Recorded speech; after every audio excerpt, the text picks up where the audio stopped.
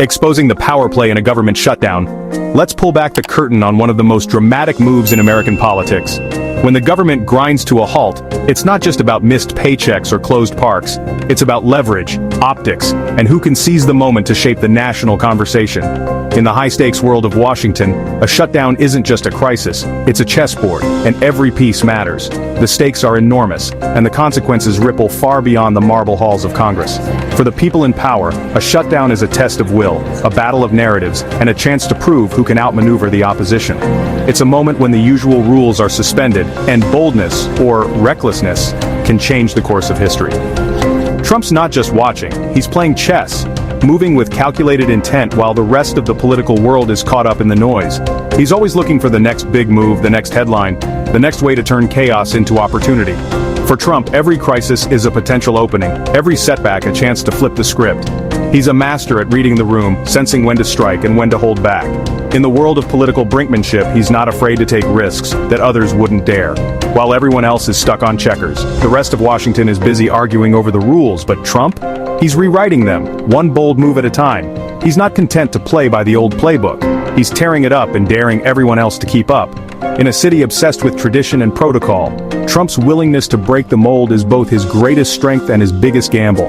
Here's how a shutdown could flip the script. So here's the deal. A government shutdown happens when Congress and the president can't agree on a budget. It's a standoff, a game of chicken, and the stakes are sky high. The moment negotiations break down, the ripple effects are immediate and far-reaching. The media goes into overdrive, politicians scramble to assign blame, and the public is left wondering how long the disruption will last. Suddenly, every decision, every statement, every tweet is magnified, and the pressure mounts with each passing hour. Boom! Agencies close, paychecks get delayed, and national parks? They're just the tip of the iceberg.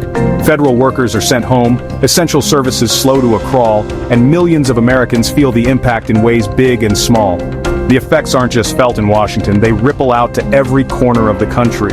From small towns to big cities, the shutdown touches lives in unexpected ways, disrupting routines and creating uncertainty for families, businesses, and communities. Sorry folks, closed for drama. The shutdown isn't just a political event, it's a disruption that ripples through daily life, from missed vacations to delayed tax refunds, from shuttered museums to stalled research projects. Families planning trips are left in the lurch, small businesses that rely on government contracts face sudden uncertainty, and travelers find themselves caught in bureaucratic limbo. The shutdown becomes a backdrop to everyday struggles, a reminder that political games have real-world consequences. But here's where it gets wild. In 2025, Trump's threatening not just to use the shutdown as a bargaining chip, but to take it to a whole new level. He's not just talking about temporary furloughs or short-term pain, he's floating the idea of permanent changes, a shakeup that could redefine how the federal government operates. This isn't just about brinkmanship, it's about fundamentally altering the balance of power in Washington, and sending a message that no job, no agency, and no tradition is safe from disruption. Not just to furlough federal workers, but to make thousands of those job losses permanent. Imagine the shockwaves, families facing uncertainty, communities losing stable jobs, and the entire federal workforce on edge. That's a first in modern American history, and it's a move that would send a message far beyond Washington. The fear and anxiety would be palpable, not just among government employees, but in the towns and cities that depend on those jobs. The ripple effect could destabilize local economies, strain social services, and create a sense of instability that lingers long after the shutdown ends. This isn't just about saving money or shrinking government, it's about power, who has it, who keeps it, and who's willing to risk it all to get more. Trump's approach is bold, controversial, and for many, deeply unsettling. The idea of using a shutdown to force permanent layoffs is unprecedented, and it raises fundamental questions about the role of government, the limits of executive power, and the future of public service in America. Thousands permanently. That's a first. The threat alone is enough to send shockwaves through the system, forcing everyone to reconsider what's possible and what's at stake. It's a move that could change the rules of the game for years to come, setting a precedent that future leaders might follow, or fear. While the rest of DC is scrambling, trying to keep the wheels from coming off, Trump is positioning himself as the disruptor-in-chief. He thrives in the chaos, using every twist and turn to his advantage. For him, uncertainty is a weapon, and unpredictability is a strategy. As others scramble to restore order, Trump is already thinking several moves ahead, looking for ways to turn the crisis into a campaign rallying cry. Trump could use the chaos to grab headlines, blame the establishment, and rally his base. Every news cycle becomes a stage, Every crisis an opportunity to point fingers and claim he's the only one with answers. The media spotlight intensifies and Trump knows exactly how to use it to his advantage, turning every setback into a soundbite, every controversy into a campaign slogan, and pitch himself as the only guy who can fix the mess. In a world where perception is reality, Trump knows how to turn turmoil into triumph, at least in the eyes of his supporters. He frames himself as the outsider, the fighter, the one willing to do what others won't. For his base, the chaos isn't a bug, it's a feature, proof that he's shaking things up and challenging the status quo. Who can fix the mess? Remember, chaos equals spotlight, and Trump loves the spotlight. The more unpredictable the situation, the more he seems to thrive, drawing attention and dominating the conversation. Every late-night joke, every trending hashtag, every heated debate only adds fuel to the fire, keeping Trump at the center of the national story. And Trump loves the spotlight. For him, every camera flash, every headline, every trending topic is fuel for his political engine. He's a master at turning controversy into currency. The more the media focuses on the chaos, the more Trump can shape the narrative, casting himself as the only leader strong enough to weather the storm.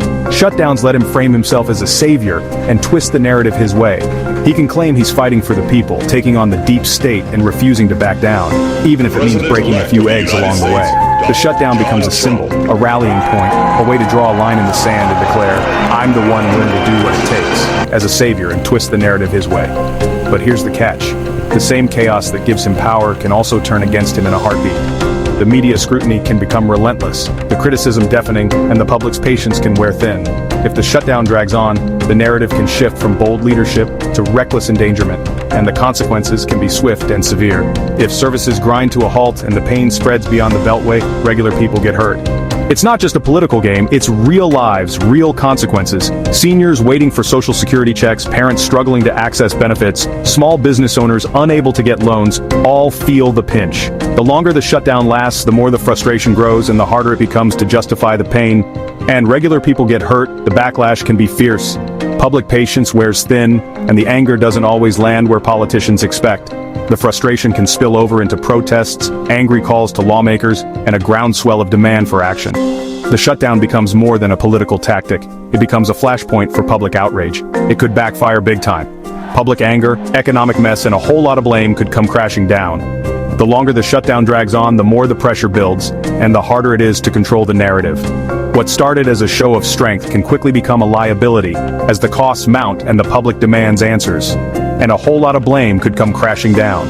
In politics, timing is everything, and a miscalculation here could cost Trump dearly, both in public opinion and at the ballot box. The risk of overplaying his hand is real, and the consequences could be felt not just in the next election, but for years to come.